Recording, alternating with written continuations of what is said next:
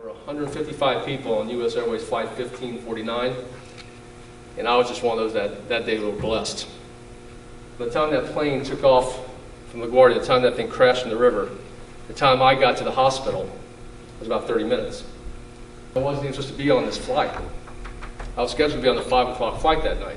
So I truly believe that I was meant to be on this flight for a reason. But no one said a word. But the only thing you heard from that point on was some lady in the back saying the Lord's Prayer. And that was it. And people were so quiet.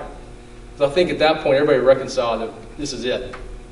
You have less than a minute, because less than a minute later is when he crashed. And all of a sudden, stuff started happening. But just getting out of the plane was huge. I had to make a decision, and I decided time to go. And all of a sudden I jumped in, and I started swimming. And I swam out into the wing because that was the closest ferry. And if you look at these ferries, if anybody's ever been to New York or New Jersey, you know, if you've ever been on a ferry, you know, they don't have nice elevators going up and down. So they rolled this little plastic thing down, and that's how people were getting up on the ferries. But when I got there, I've been in the water for so long, I couldn't really feel anything. And they're yelling at me, climb, you gotta climb. And I said, I can't. And as soon as I said that, man, my mom kicked in my head. All of a sudden, I put one arm up, and all of a sudden, you can see how high up those ferries are, they're 8 or 10 feet up.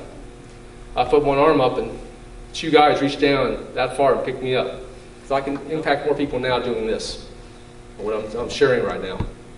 And one of the biggest blessings is this, and I told this to my classmates, I haven't seen these folks in 35 years. And the biggest blessing out of this is connecting.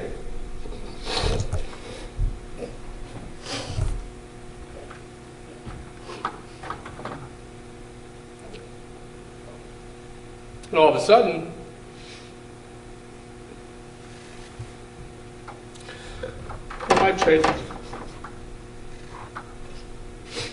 I could go on. There's a lot more stories to tell because my miracle's still going on.